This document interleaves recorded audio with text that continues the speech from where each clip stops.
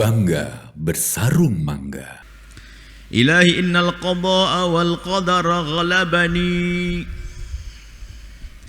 Ya Allah, qada qadarmu telah mengalahkanku. Qada dan qadar. Qada itu adalah pengetahuan Allah. Ingat, harus paham apa itu qada. Qada itu adalah pengetahuan Allah terhadap apa yang akan terjadi. Yang dimaksud qada adalah pengetahuan Allah terhadap apa yang terjadi. Jadi Anda duduk manis di majelis mulia ini, Allah sudah tahu dengan qada Allah. Anda punya cucu hebat-hebat, Allah sudah tahu. Hei yang jomblo, Anda nanti mendapatkan pasangan yang Masya Allah luar biasa hebat, Allah sudah tahu. Qada, pengetahuan Allah terhadap apa yang akan terjadi sampai hari kiamat, sampai di surga nanti. Qada.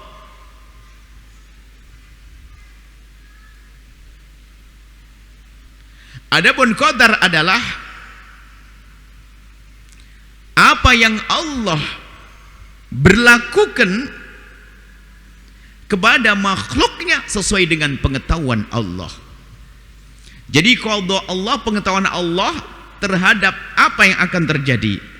Gambarnya begini, Allah maha tahu bahwasanya Anda punya cucu pinter-pinter, hebat-hebat, soleh-soleh. Sekarang Anda belum menikah. Di dalam qada Allah sudah diketahui oleh Allah kalau Anda akan punya cucu. Baru nanti kalau sudah menikah, Anda punya anak Anda nikahkan, terus anak Anda punya cucu, itu namanya qadar Allah. Apa yang Allah berlakukan kepada makhluknya sesuai dengan pengetahuan Allah. Sederhananya seperti itu. Ini tidak ada hubungannya dengan aku berbuat atau tidak berbuat. Perbuatanku hari ini dalam qadar Allah. Yang terjadi saat ini yang aku rasakan qadar Allah. Allah memberlakukan kepadaku untuk bergerakkan tangan duduk di sini sesuai dengan pengetahuan Allah bahwasanya aku akan duduk di sini.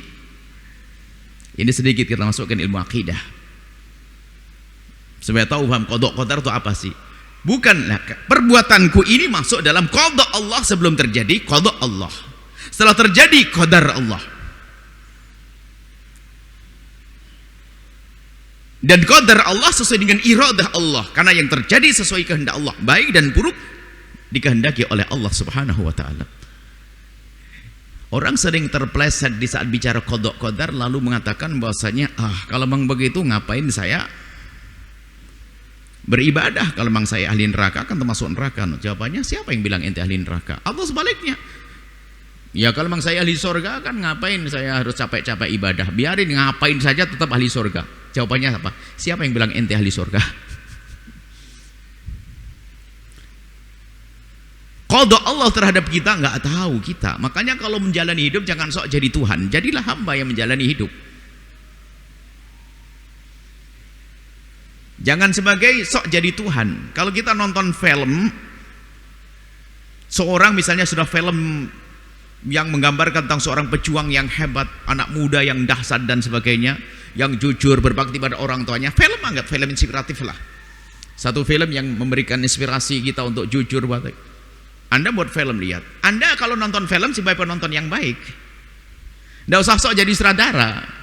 Jadi waktu orang anak pemuda yang baik itu ternyata habis nolong ini nolong itu, tak tahu yang lihat seorang ibu-ibu kelaparan, lalu dia pulang ke rumah ngambil beras dan sebagainya. Di saat lagi gendong beras di pundaknya, tiba-tiba ada orang yang mau jahat kepadanya, membawa pedang di belakangnya. Anda kan deg-degan.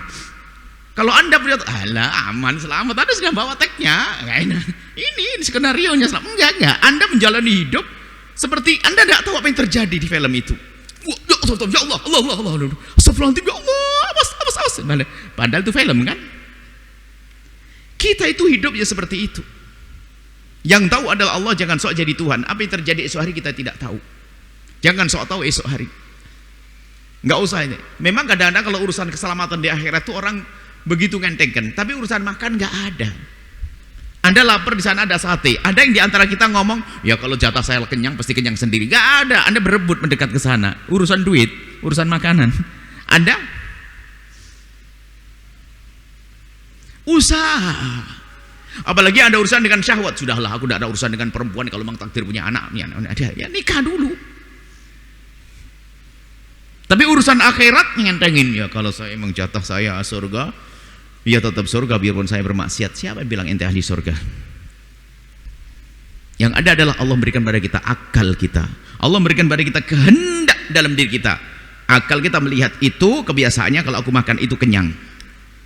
Kemudian ada kemauan kita tergugah, aku akan ke sana mengambil makanan. Jadi kita berkehendak dengan benar-benar kehendak, jangan mengatakan ini bukan kehendakku. Sehingga yang melakukan sesuatu tanpa kehendaknya tidak dosa dia.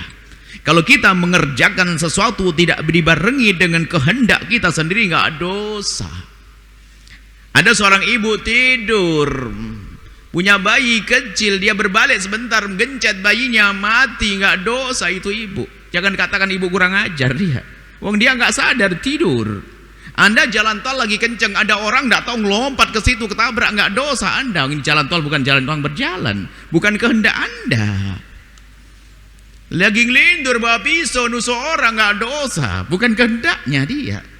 Tapi lagi melek ngelihat tuh kurang ajar, saya tusuk begini, dosa. Saya punya kehendak. Jadi yang terjadi tanpa kehendak kita nggak dosa.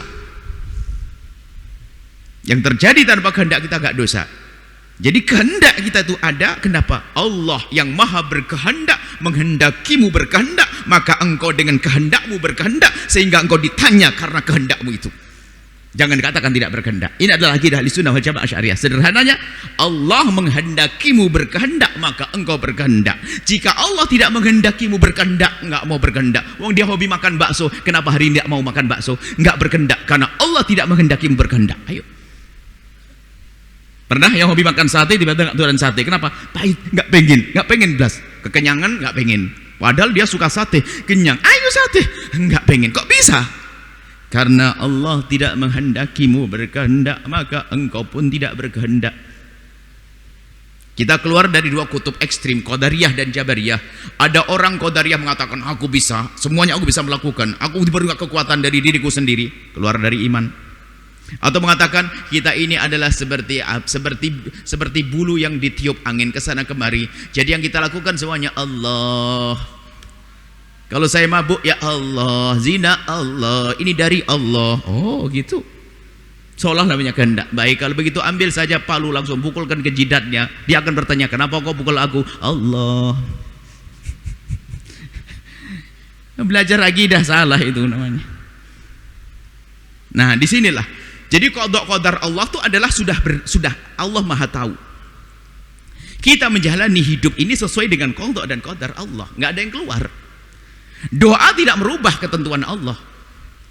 Tapi doa bagian dari ketentuan Allah. Doa itu kan usaha. Anda pergi ngambil piring tidak akan merubah Anda menjadi kenyang.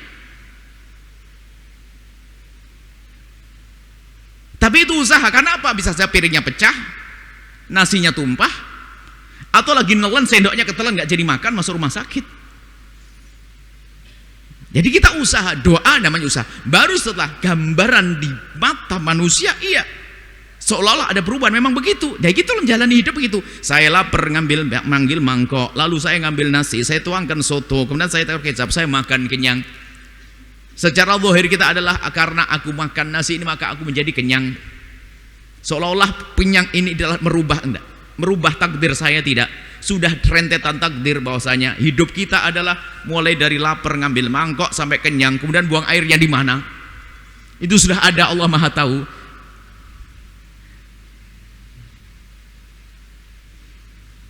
Nah ini. Lalu apa artinya daripada kita usahamu itu? Kan disebutkan bahwasanya Allah itu senang dengan hamba-hamba yang berbuat baik. Jadi kalau engkau mudah melakukan kebaikan, itu tandanya jalanmu itu lempeng menuju surga. Kalau ada Anda tahu ini arah, kalau ke kanan kita ke Tegal, kalau ke kiri ke Jakarta. Anda punya akal bahwasanya di Tegal Anda ada orang bagi-bagi duit. Jangan telat sampai jam 10 malam. Kalau Anda tidak telat, Anda nggak dapatkan uang. Anda yang punya otak, kira-kira belok kanan atau belok kiri. Pasti belok kanan akan pergi ke Tegal. Nggak ada yang ngomong saya akan belok kiri le. Kalau memang jatah saya sampai Tegal, pasti saya nyampe Tegal. Nggak ada. Otak Anda ini akan berpikir saya harus ngambil mobil yang cepat, jangan sampai telat. Jalannya nggak macet, tol atau bukan tol, karena saya ngerti bahwasanya di Tegal ada uang. Itu usaha. Apakah semua yang menuju ke Tegal langsung sampai? Belum tentu. Bannya bocor.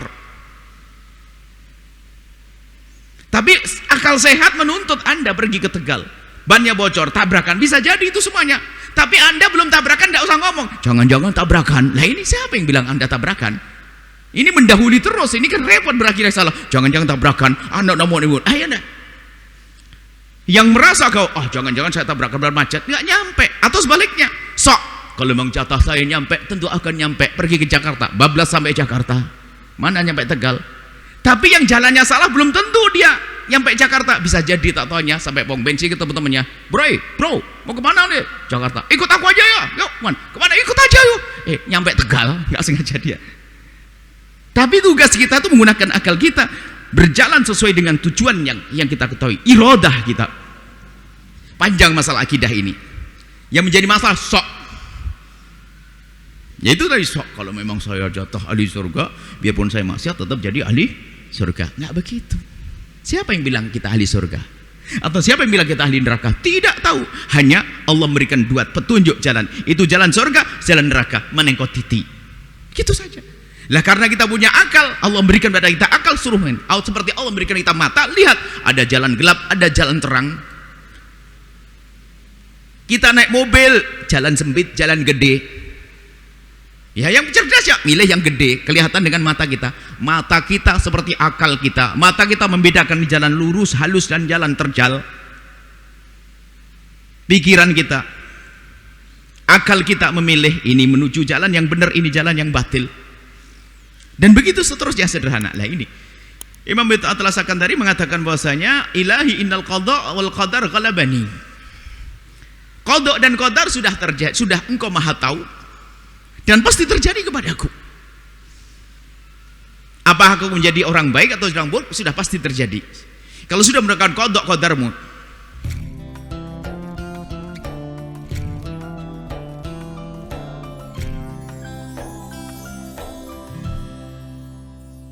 Sahabat Al-Bahjah TV, setelah menyaksikan video ini, jangan lupa bersolawat kepada baginda Nabi Muhammad. Shollu ala Nabi Muhammad. Allahumma sholli alaihi wa ala alihi wa sahbihi.